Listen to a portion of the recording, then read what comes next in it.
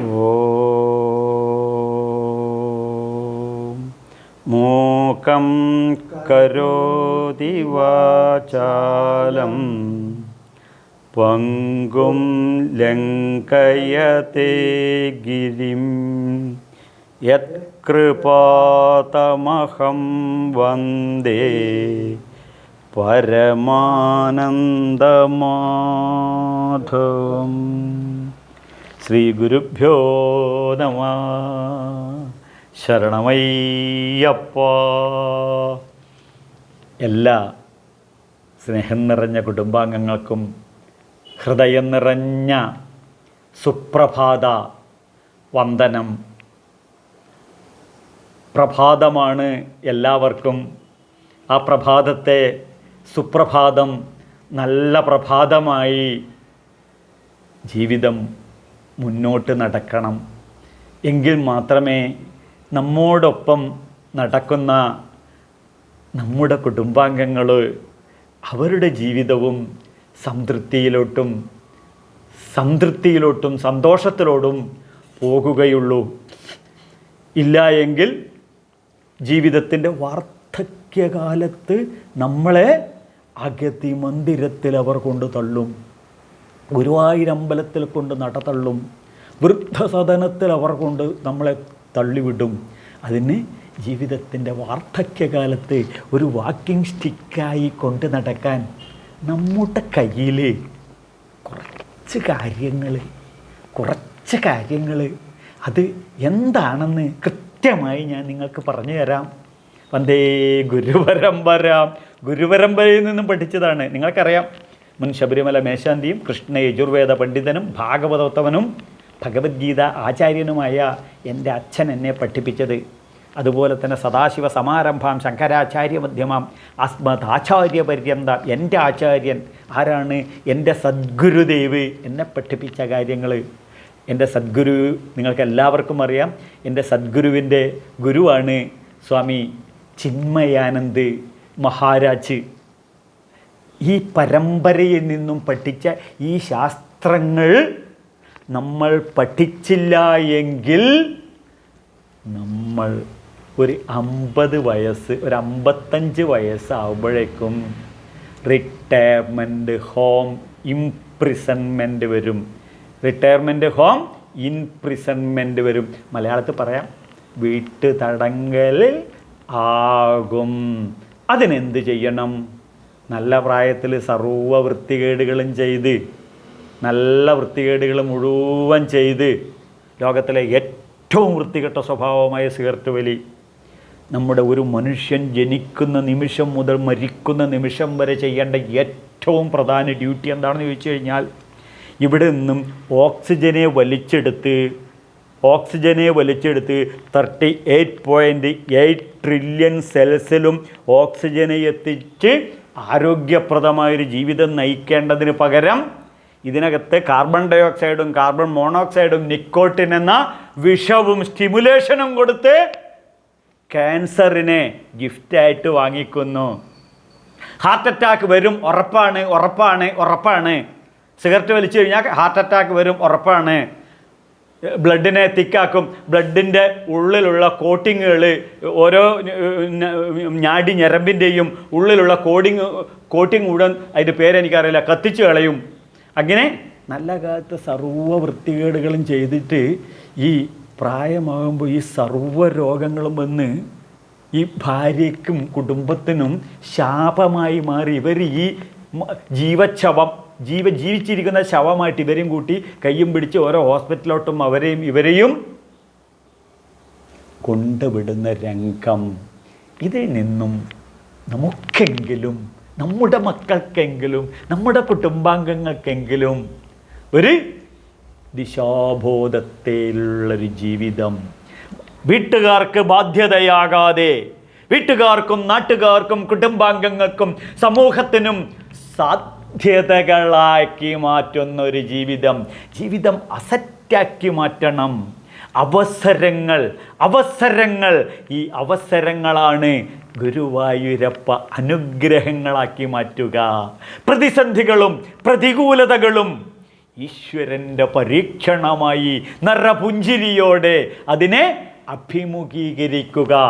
പ്രാർത്ഥനകൾ പൊട്ടപ്രാർത്ഥനകളല്ല, കുട്ടികളെ വഴിതെറ്റിക്കുന്ന പ്രാർത്ഥിച്ചോളൂ പറഞ്ഞ ആ പ്രാർത്ഥനകളല്ല. പ്രാർത്ഥനകൾ ശക്തി കൈവരിക്കാനുള്ള ഊർജമാക്കി മാറ്റണം. അപ്പോൾ ജപസായം സന്ധ്യയാക്കി മാറ്റണം.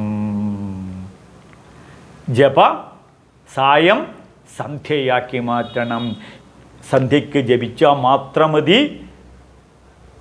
ന്യൂറോ സ്ട്രെങ്ത് പാത്ത് വേ എന്ന് പറയുന്നൊരു വേ ബ്രെയിനിൽ പുതുതായി രൂപീകരിക്കും എന്നുള്ളതാണ് അൾട്രാ മോഡേൺ സയൻസ് പറയുന്നത്.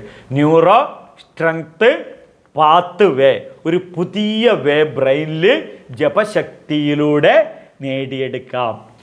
എന്നാൽ ഞാനിത് സ്ഥിരമായിട്ട് ചെയ്യാൻ തിരുമേനി, നമുക്കൊരു നഷ്ടവുമില്ല. നമുക്ക് അത് കൃത്യമായിട്ട് നമുക്ക് എങ്ങനെയാണ് നമ്മുടെ ജീവിതത്തിൽ ഇംപ്ലിമെൻ്റ് ചെയ്യേണ്ടത് ചോദിച്ചു കഴിഞ്ഞാൽ ഭഗവാൻ അത് നമ്മളെ പഠിപ്പിക്കുന്നുണ്ട്. പൂർണ്ണ പ്രേമാവതാരമെടുത്തിട്ട് ഭഗവാൻ കൃഷ്ണൻ എന്ന് പറഞ്ഞാൽ തന്നെ പരമപ്രേമമാണ്. 16,008 ഭാര്യമാരോടുള്ള മഹാഗൃഹസ്ഥനായ എല്ലാവരെയും ഒരുപോലെ സന്തോഷിപ്പിക്കുന്ന ആ പരമപ്രേമാവതാരം, ആ സച്ചിദാനന്ദ സ്വരൂപമായ കൃഷ്ണൻ ഭഗവത്ഗീത എന്ന ധർമ്മശാസ്ത്രത്തിലൂടെ നമ്മളോട് പറയുകയാണ്, നിങ്ങളും എനിക്ക് തുല്യമായി. അതാണ് വിഭൂതി യോഗം എന്നുള്ളതാണ് 10-ാം അധ്യായത്തിൻ്റെ പേര്. വിവിധം ഭവതി ഇതി വിഭൂതി, അനന്തമായ സന്തോഷം, അനന്തമായ സച്ചിദാനന്ദം, എങ്ങും എവിടെയും തത്തിക്കളിക്കുന്ന നിറഞ്ഞു തുളുമ്പുന്ന ആ സന്തോഷ ശാന്ത സമുദ്രം, അതാണ് ഞാൻ. അത് നിങ്ങളുടെ ഹൃദയത്തിനകത്തോട്ട് ഞാനിതാ 10-ാം അധ്യായത്തിൽ 20-ാമത്തെ ശ്ലോകത്തിൽ കൃത്യമായിട്ട് പറയുന്നു. ഗുരുവായൂരപ്പൻ ആരാണെന്ന് ചോദിച്ചു കഴിഞ്ഞാൽ മാനവരാശിയോട് ഇനി മരിക്കുന്നവരെ ചങ്കൂറ്റത്തോട് പറയണം. ഭഗവാൻ പൂർണ്ണാവതാരം എടുത്തിട്ട് ഭഗവത്ഗീതയിൽ എഴുതി വച്ചിരിക്കുകയാണ്. എത്രാമത്തെ അധ്യായം? 10-ാമത്തെ അധ്യായം, വിഭൂതി യോഗത്തിൽ 20-ാമത്തെ ശ്ലോകം. നമ്മളെല്ലാവരും ഇത് പഠിക്കണം കേട്ടോ. നമ്മളിത് പഠിച്ച് നിരന്തരം നമ്മളിങ്ങനെ ചൊല്ലണം. അപ്പോൾ വീട്ടിലുള്ള ഭാര്യ ഇതറിയാതെ പഠിച്ചോളും. അപ്പോൾ ഉറക്കം നടിച്ച് കിടക്കുന്ന പിള്ളേരും ഇത് പഠിച്ചോളും. പിന്നെ നമ്മളെ കൂട്ടുകാരന്മാരോടൊക്കെ വെറുതെ അവർക്ക് വാട്സാപ്പിലൊക്കെ അങ്ങ് എഴുതണം. കൂട്ടുകാരന്മാരുടെ ഫോൺ എടുത്തു കഴിഞ്ഞാൽ മുസ്ലിങ്ങളെ പോലെ ആയിരിക്കണം. എൻ്റെ റോൾ മോഡൽ എൻ്റെ ഗുരുക്കന്മാരവിടെയാണ്. അവർ മക്കളെ അടുക്കും ചിട്ടയുമുള്ളൊരു സംസ്കാരത്തിൽ അവരെ രാവിലെ എഴുന്നേൽപ്പിച്ച് സർവ്വ ഇതും ഒരു കറുത്ത വേഷവും കെട്ടിച്ച് എവിടെ വിടുന്നുണ്ട്? മദ്രസയിൽ വിടുന്നുണ്ട്. ചെറുപ്പത്തിലെ catch dum, young and teach them. അവരെ അടുക്കും ചിട്ടയും പഠിപ്പിക്കുന്നുണ്ട്. ഇതുപോലെ നമ്മളെ മക്കളെയും നമ്മൾ ഭഗവത്ഗീത പഠിപ്പിക്കണം. എന്തിന്? അവരുടെ ജീവിതത്തിൽ ധർമാർത്ഥ കാമമോക്ഷങ്ങളെല്ലാം നേടി ഒരു നല്ല ജീവിതം നയിക്കാൻ.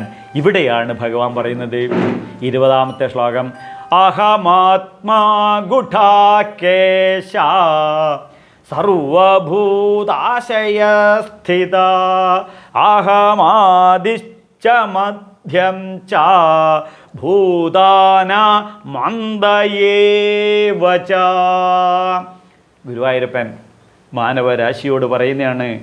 അവിടെ തൊഴുത ഓരോ ഭക്തനോടും ഗുരുവായൂരപ്പൻ ജ്ഞാതും ദൃഷ്ടും പ്രവേഷ്ടും ച. ഗുരുവായൂരപ്പനെ കുറിച്ച് അറിഞ്ഞു, അതിനുശേഷം ജ്ഞാതും അറിഞ്ഞു, പിന്നെ ദൃഷ്ടും. അവിടെ പോയിട്ട് വിഗ്രഹം നേരിട്ട് നമ്മൾ കാണുമ്പോൾ തത്വേന പ്രവേഷ്ടും, ആ ഗുരുവായൂരപ്പൻ്റെ തത്വത്തിനകത്തോട്ട് നമ്മൾ പ്രവേശിച്ചു. എന്താണ് ഗുരുവായൂരപ്പൻ്റെ തത്വം? ഗുരുവായൂരപ്പൻ പറയുന്നതാണ് അഹമാത്മാ. ഓരോ ഭക്തജനങ്ങളോടും ഗുരുവായൂരപ്പൻ പറഞ്ഞു, ഞാൻ നിങ്ങളുടെയൊക്കെ പറയൂ ആത്മാവാണെന്ന്. ഞാൻ നിങ്ങളുടെ ആത്മാവാണെന്ന് ജാതിയോ മതമോ വർണ്ണമോ വർഗമോ ലിംഗവ്യത്യാസമോ നോക്കാതെ പറയുന്ന ചൈതന്യത്തിൻ്റെ പേരാണ് കൃഷ്ണൻ. അപ്പോൾ അവനവൻ്റെ അന്തരാത്മാവാണ് കൃഷ്ണൻ. ഇതറിഞ്ഞു കഴിഞ്ഞാൽ ആ കൃഷ്ണനെ നമുക്ക് പ്രയോജനപ്പെടുത്താം. കാരണം നമ്മുടെ ബുദ്ധിയുടെയും ബോധത്തിൻ്റെയും ഉൾപ്രേരക ശക്തിയായി നമ്മളെ മൊബൈലിൽ നമ്മളെല്ലാം കാണുന്നുണ്ട്. ബാറ്ററി പറയുന്നു ഞാനാണിതിൻ്റെ ഉൾപ്രേരക ശക്തി. നമ്മുടെ വീട്ടിലെല്ലാ കാര്യത്തിനും നമ്മൾ വൈദ്യുതി ഉപയോഗിക്കുന്നുണ്ട്. AC-ക്ക് ഉപയോഗിക്കുന്നുണ്ട്, ഫാനിന് ഉപയോഗിക്കുന്നുണ്ട്, ഫ്രിഡ്ജിന് ഉപയോഗിക്കുന്നുണ്ട്, വാഷിംഗ് മെഷീൻ ഉപയോഗിക്കുന്നുണ്ട്, ഓവന് എല്ലാത്തിനും നമ്മൾ ഉപയോഗിക്കുന്നുണ്ട് അല്ലേ, മൊബൈലിന് ഉപയോഗിക്കുന്നുണ്ട്. ആ വൈദ്യുതി പറയുന്നു അഹമാത്മാ, ഞാനാണ് ഈ കുടുംബത്തിൻ്റെ ആത്മാവ്. സത്യമല്ലേ? അതുപോലെ ഓരോ മനുഷ്യൻ്റെയും അന്തരാത്മാവാണ് കൃഷ്ണൻ. ഇനി ആ വൈദ്യുതി പ്രവഹിക്കുന്ന പോലെ ഈ അന്തരാത്മ ചൈതന്യമാണ് കൃഷ്ണൻ എന്ന് തിരിച്ചറിഞ്ഞു കഴിഞ്ഞാൽ പിന്നെ ഗുഠാകേശ വൈദ്യുതി വന്നു കഴിഞ്ഞാൽ ഒരു ഫാക്ടറിയിലോട്ട് വൈദ്യുതി കിട്ടിക്കഴിഞ്ഞാൽ ഫാക്ടറി മുഴുവൻ പിന്നെ പ്രവർത്തിക്കാൻ തുടങ്ങുമല്ലോ. ഫാക്ടറി പ്രവർത്തിക്കുന്നത് പോലെ 24 മണിക്കൂറും ഫാക്ടറി പ്രവർത്തിക്കുന്നത് പോലെ പ്രവർത്തിച്ചുകൊണ്ടിരിക്കണം. എന്ത്? സ്വകർമ്മണ തമഭ്യർച്ച സിദ്ധിം വിന്ദതി മാനവ. മാനവരാശിയോടാണ് പറയുന്നത്. എന്തൊക്കെയാണ് അവനവൻ്റെ കർമ്മം, വിഹിത കർമ്മം, അത് ചെയ്യുക. അത് 24 മണിക്കൂറും 360 ദിവസവും ഹോളിഡേയ്സുകൾ ഇല്ലാതെ ചെയ്യണം. എനിക്ക് ഭയങ്കര ഇഷ്ടപ്പെട്ടു. എൻ്റെ അനന്തരവൻ പണ്ട് സൗദിയിലുണ്ടായിരുന്നു. അവനിപ്പം കാനഡയിലെ ഇമിഗ്രേഷൻ ലോയറാണ്. അവൻ അവിടെ നിന്ന് എനിക്കൊരു ഡയറി കൊണ്ട് തന്നു. സൗദിയിലെ അവിടെ ഒരു ദിവസം മാത്രമാണ് അവധി. ആ രാജ്യത്തെ രാജാവിൻ്റെ ജന്മദിനത്തിന്. ബാക്കി 365 ദിവസത്തിൽ 64 ദിവസവും വർക്കിംഗ് ആണ്. ഇതുപോലെ നിരന്തരം കർമ്മോത്സുകമായ മനസ്സിനെയാണ് ഗുഠാകേശൻ എന്ന് പറയുന്നത്. ഉറക്കം നഷ്ടപ്പെട്ടവൻ, ഉറക്കം ഇല്ലാത്തവൻ, ആ നെഗറ്റീവല്ല, ഉറക്കത്തെ അതിജീവിച്ചവൻ, ഉറക്കത്തെ അതിവർത്തിച്ചവൻ. അതിന് വേദങ്ങൾ പറയുന്നു യഥ സുഷുപ്തോ ന തവ അസ്ഥി ദുഃഖ. സുഷുപ്തിയിൽ, ഡീപ്പ് സ്ലീപ്പിൽ നമുക്കൊരു ദുഃഖവും ഇല്ല, നമുക്കൊരു ലോണും ഇല്ല, ഭാര്യയാകുന്ന മഹാപ്രശ്നമില്ല, ഭർത്താവാകുന്ന മദ്യവും മയക്കുമരുന്നും ശവന്തീനിയുമായ ഭർത്താവ് ഇല്ല, കുടുംബ പ്രശ്നമില്ല, അയൽവക്ക പ്രശ്നങ്ങളില്ല, സാമ്പത്തിക പ്രശ്നമില്ല, ലൈംഗിക പ്രശ്നമില്ല, ഒരു പ്രശ്നവുമില്ല. പിന്നെ ജാതകദോഷവും ഇല്ല, വാസ്തുദോഷവും ഇല്ല, പിന്നെ കുടുംബദോഷവും ഇല്ല, പിതൃദോഷവും ഇല്ല, ഒരു ദോഷവും ഇല്ലാത്ത അവസ്ഥയാണെന്ത്? Deep sleep. ഈ ഡീപ്പ് സ്ലീപ്പ് കുറച്ചെടുത്തുകൊണ്ട് ബാക്കിയുള്ള സമയത്തെ ഉറക്കത്തെ അതിജീവിച്ചവനാണ് ഗുഠാകേശൻ.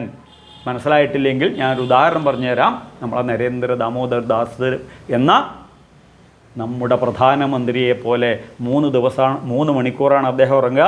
ബാക്കി മുഴുവൻ RSSകാരനായതുകൊണ്ട് രാഷ്ട്ര സേവനം ചെയ്യുകയാണ്. ലോകസംഗ്രഹമേവാപി സംപശ്യൻ കർത്തുമർഹസി. ശ്രീകൃഷ്ണ പരമാത്മാവ് 124 വർഷവും 6 മാസവും മാനവരാശിയുടെ നന്മയ്ക്ക് വേണ്ടി പ്രവർത്തിച്ചതുപോലെ നരേന്ദ്ര ദാമോദർ ദാസ് മോദി ലോകത്തിൻ്റെ നന്മയ്ക്ക് വേണ്ടി, എൻ്റെ രാഷ്ട്രത്തിൻ്റെ നന്മയ്ക്ക് വേണ്ടി, എൻ്റെ സമൂഹത്തിൻ്റെ നന്മയ്ക്ക് വേണ്ടി.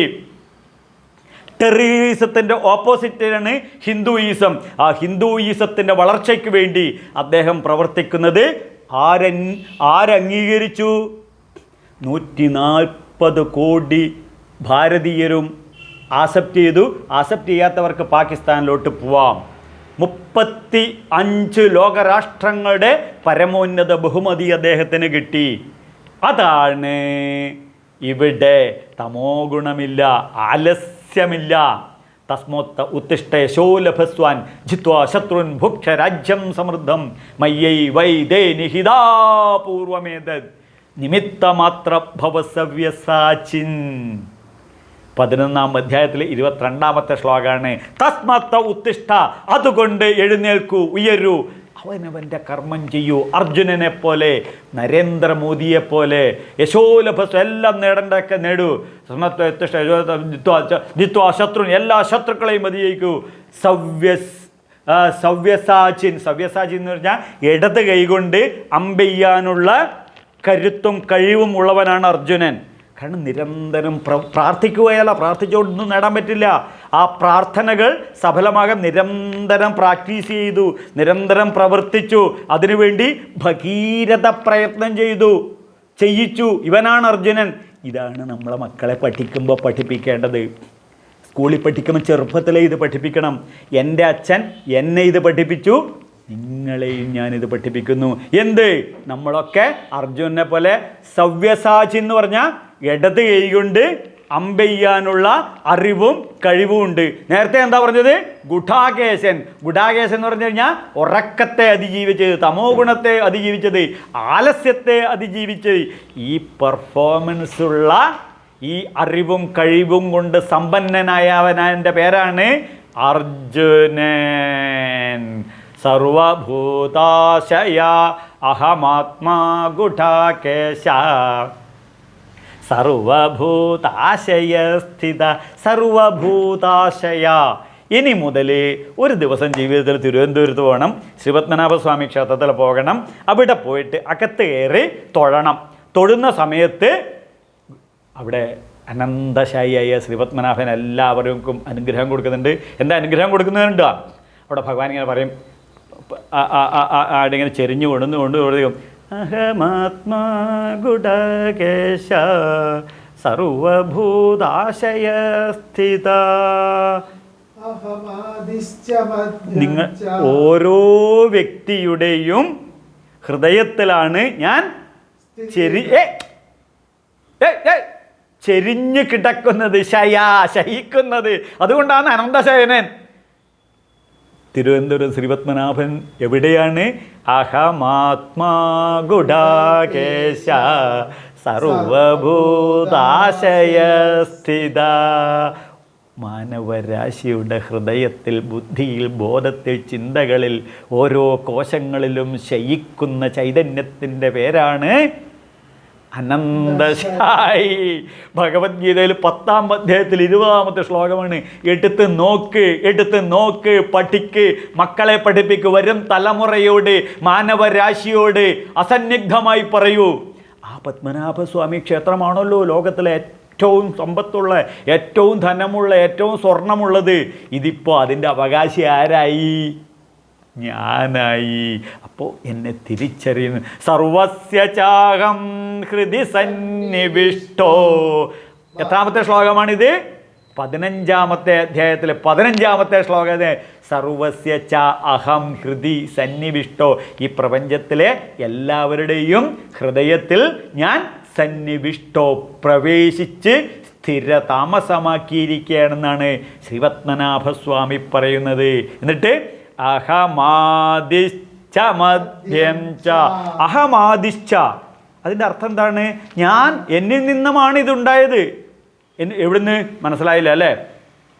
ബീജം മാം സർവഭൂതാനി വിദ്ധി പാർത്ഥ സനാതന ബുദ്ധിർബുദ്ധിമതാമസ്മി തേജസ്വിനാമഹം. ഈ പ്രപഞ്ചത്തിലെ സർവ തേജസ്സുകളുടെയും തേജസ്സാണ് ശ്രീകൃഷ്ണൻ.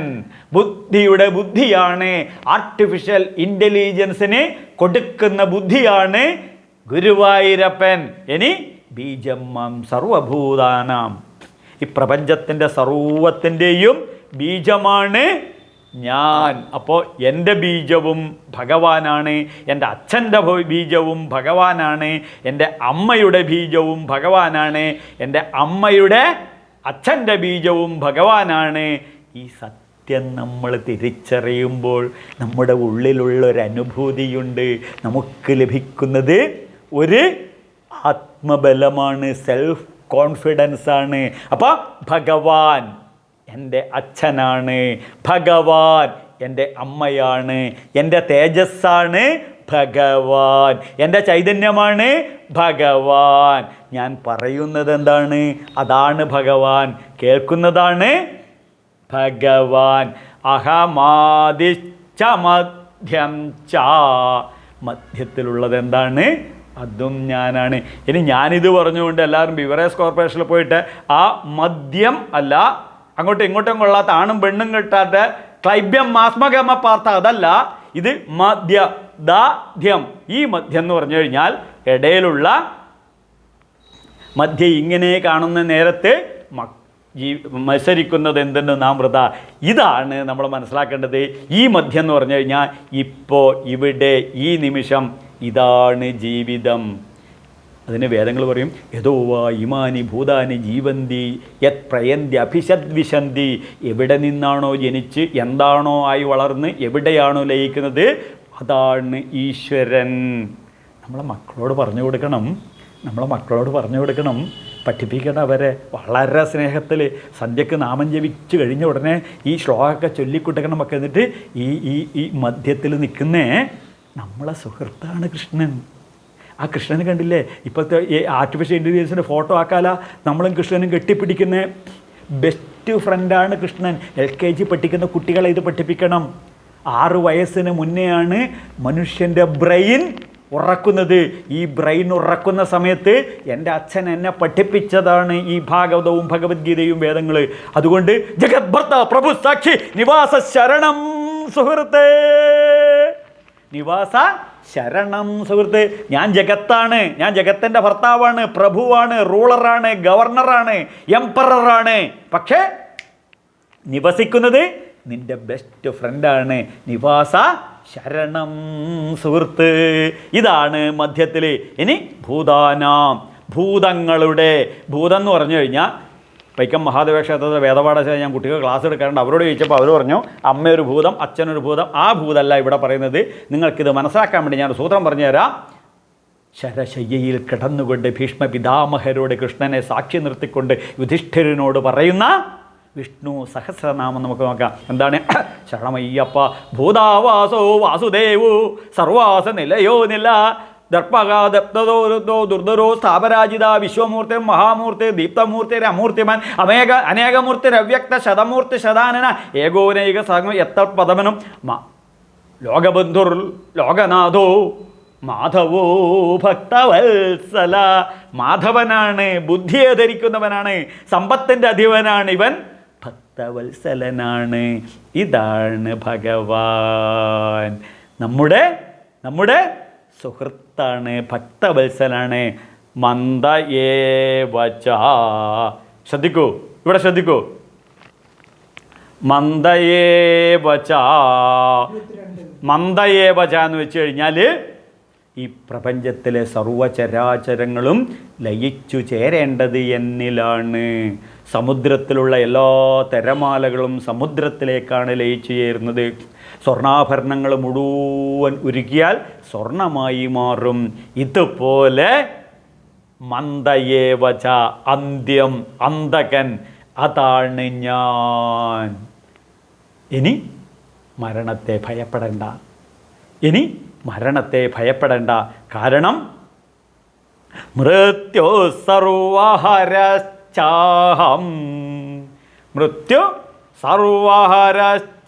10-ാം അധ്യായത്തിൽ 34-ാമത്തെ ശ്ലോകം എടുത്തു നോക്കണം. മൃത്യു പ്രപഞ്ചത്തിലെ സർവത്തിൻ്റെയും മൃത്യു ഞാനാണ്. ഇതാരാണ് പറയുന്നത്? ഗുരുവായൂരപ്പനാണ് പറയുന്നത്. അപ്പോൾ ഗുരുവായൂരപ്പനിൽ നിന്നും പിറന്ന് ഗുരുവായൂരപ്പനായി വളർന്ന് ഗുരുവായൂരപ്പനിലേക്ക് ലയിച്ചു ചേരേണ്ടതാണ് നാം എന്ന് തിരിച്ചറിഞ്ഞു കഴിഞ്ഞാൽ ആ ഭഗവാനും നമ്മളും തമ്മിലുള്ള ഒരു പരമപ്രേമം എടുത്ത് നോക്കണം. മൃത്യു സർവഹരശ്ച ആഹം 10-ാം അധ്യായത്തിൽ 34. ഇനി വേറൊരവസാനത്ത് പറയും കാലോസ്മി ലോകക്ഷയഗത് പ്രവൃത്തോ ലോകാൻ സമാഹർത്തുമിഹ പ്രവൃത്തോ നിമിത്തമാത്ര ഭവസവ്യ. ഇവിടെ കാലോസ്മി ലോകക്ഷയഗത് പ്രവൃത്തോ എന്താണ്? കാലരൂപത്തിൽ. മലയാളത്തിലുള്ള കാലൻ അല്ല, അങ്ങനൊരു സംഭവം ഇല്ല. കാലൻ ഇല്ല, പിന്നെ കാലം. ഡേറ്റ് ഓഫ് ബർത്ത് ഉള്ളതുപോലെ ഡേറ്റ് ഓഫ് ഡെത്തും ഉണ്ടല്ലോ. ആ ഡ്യൂറേഷനെയാണ് ഇവിടെ കാലം എന്ന് പറയുന്നത്. അപ്പോൾ കാലോസ്മി ലോക, കാലസ്വരൂപത്തിൽ ഈ ലോകത്തിനെ ക്ഷയം വരുത്തുന്നതെന്താണോ ഇതാണ് ഞാൻ. അപ്പോൾ നമുക്ക് നാളെ ഒരു തളർച്ച വരുമ്പോൾ ഇത് ഭഗവാന്റെ പരീക്ഷണമാണ്. ICU യൂണിറ്റിലേക്ക് കയറുമ്പോൾ സന്തോഷത്തോടു കൂടി അതിനകത്തോട്ട് പ്രവേശിക്കണം. എന്നിട്ട് ഞാനിതാ ഏത് നിമിഷവും ഗുരുവായൂർ ശ്രീലകത്തിനകത്ത് പോയി ഗുരുവായൂരപ്പനിലേക്ക് ലയിച്ച് ചേരേണ്ടതാണ് എന്ന് തിരിച്ചറിയണം. ഇതാണ് ഗുരുവായൂരപ്പൻ എങ്കിൽ ഈ നിമിഷം ഇപ്പോൾ ഞാനിതാ ഗുരുവായൂരപ്പ ഭജനം, ഭജഗോവിന്ദം ഭജഗോവിന്ദം ഗോവിന്ദം ഭജ മൂഢമതേ സംപ്രാപ്തേ സന്നിഹിതേ കാലേ. സംപ്രാപ്തേ സന്നിഹിതേ കാലേ. ഏത് കാലം? ഈ കാലം. ഈ കാലം ഏത് കാലം? അഹമാദിശ്ച ബദ്ധഞ്ച ഭൂതാന മന്ദ്യ ഏവച. സർവത്തിൻ്റെയും ഈ കാലം IC യൂണിറ്റ് എന്നാണ് ചൊല്ലുന്നത്. ഈ സമയത്ത് അവിടെ പ്രധാനമന്ത്രിയെന്നോ രാഷ്ട്രപതിയെന്നോ സമ്പന്നനെന്നോ കോടീശ്വരനോ അദാനിന്നോ അംബാനിന്നോ ഒന്നും അവിടെ നോക്കൂല. IC യൂണിറ്റിൽ ഇതൊന്നും നോക്കൂല. അവിടെ ഒറ്റക്ക് പച്ച ഡ്രസ്സ് ഇട്ട് കിടക്കണം.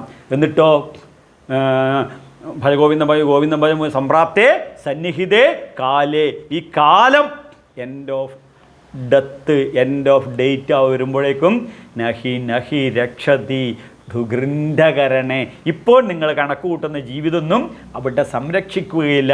അവിടെ നിങ്ങളെ സംരക്ഷിക്കാൻ എത്തുന്നതാണ് നിങ്ങളുടെ ഉള്ളിലുള്ള ഗുരുവായൂപുരേശൻ.